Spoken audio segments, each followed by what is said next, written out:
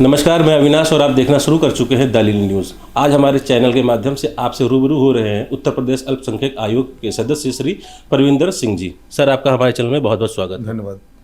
Sir, इस समय सबसे ज़्यादा जो अहम चर्चा चल रही है हमारे भारत में, भारत बनाम इंडिया, इसके बारे में थोड़ा सा बताइए। देखिए, बड़ा ही दुर्भाग्य है, किसी भी देश का नाम या किसी भी व्यक्ति का नाम कभी ट्रांसलेशन करके दूसरी भाषा में कुछ और नहीं हो सकता है। भारत को पहचान राजा भरत के नाम पे भारत यहाँ का नाम था, इतिहास हम लोग पढ़ते आए हैं। दूसरा नाम गुरु नानक देव महाराज ने 550 साल पहले हिंदुस्तान शब्द इस्तेमाल किया था, यह तो समझ आता है। लेकिन भारत कब इंडिया बन गया, और आज़ादी के बाद भी हमारे जो कर्णधार थे, जो नेता थे, उन्होंने कभी इस ओर ध्यान नहीं दिया। और अत्यंत ही खेद का विषय है कि जो इंडिया शब्द है, जहाँ तक मेरी जानकारी भी है, कहीं ना कहीं गुलामी का प्रतीक है, इंडिविज्म से लेके आते हैं इसको, ये लैटिन वर्ड है। तो हम भारतीय हैं, ये कहने में हमको गर्व होना चाहिए।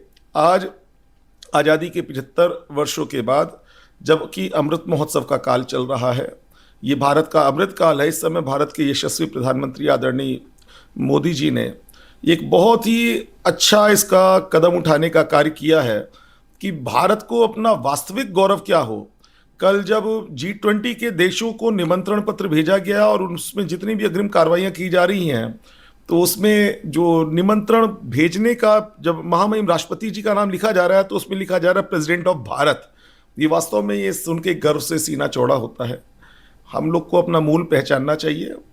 खुशी की बात है कि भारत का एक बेटा जो हमारा प्रधानमंत्री है, जो हमारे यशस्वी माननीय प्रधानमंत्री हैं, वो भारत के मूल स्वरूप को, जिसके लिए हमारे बड़े, हमारे पुरखे लड़ते रहे, आज उसको उस गौरव को वापस लौटाने का कार्य कर रहे हैं। निश्चित तौर पे ये स्वागत योग्य कदम है।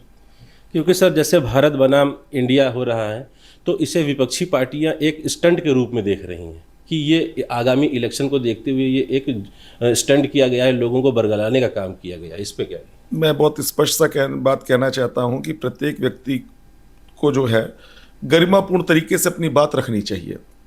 लेकिन ये कोई कहे कि देश के ऊपर, ये बड़े शर्म की बात है कि लगभग 60 वर्षों से अधिक समय कांग्रेस ने यहाँ पे राज किया, और हमें दिया क्या, एक ईस्ट इंडिया कंपनी थी, उसके बाद भी हमको इंडिया का ही उन्होंने पार्ट बनाए रखा। आज जितनी भी समस्याओं की जननी अगर मैं कहूँ इस देश में, तो अधिकांश समस्याओं की जननी कांग्रेस है। आज जब भारत का गौरव वापस हो रहा है, जब धारा 370 कश्मीर से हटाई गई है, जब काशी विश्वनाथ अपने मूल स्वरूप में आ रहा है, जब अयोध्या का सपना साकार हो रहा है, इन विपक्षी दलों के पेट में दर्द हो रहा है कि भारत अपने गौरव को क्यों प्राप्त कर रहा है, और यह माननीय मोदी जी के नेतृत्व में ही क्यों हो रहा है। चूंकि पूर्व में इन्होंने कुछ कार्य किया नहीं, अब कार्य हो रहे हैं, तो इनको दिक्कत हो रही है। सर, आगामी इलेक्शन को लेकर हमारे चैनल के माध्यम से आप अपने समर्थकों को क्या कहेंगे? देखिए, मेरा अपना ये मानना है कि इस देश में 9.5 वर्ष से अधिक माननीय मोदी जी ने कार्य किया है। उत्तर प्रदेश की सरकार में हमारे मुखिया आदरणीय योगी आदित्यनाथ जी ने बहुत कार्य किया है, और विशेषकर मैं सिख समाज से निवेदन करूंगा, करतारपुर कॉरिडोर हमारे लिए सपना था।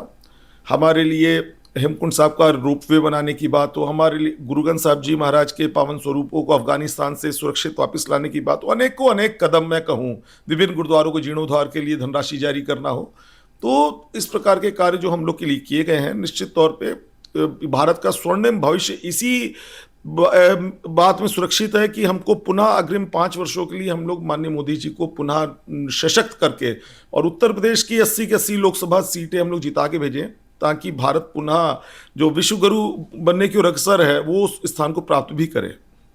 सर, हमारे चैनल से जुड़ने के लिए आपका बहुत बहुत धन्यवाद। आप इस खबर को देख रहे थे दलील न्यूज़ पर। मैं अविनाश, कैमरे के पीछे हैं सुमित, लखनऊ। धन्यवाद।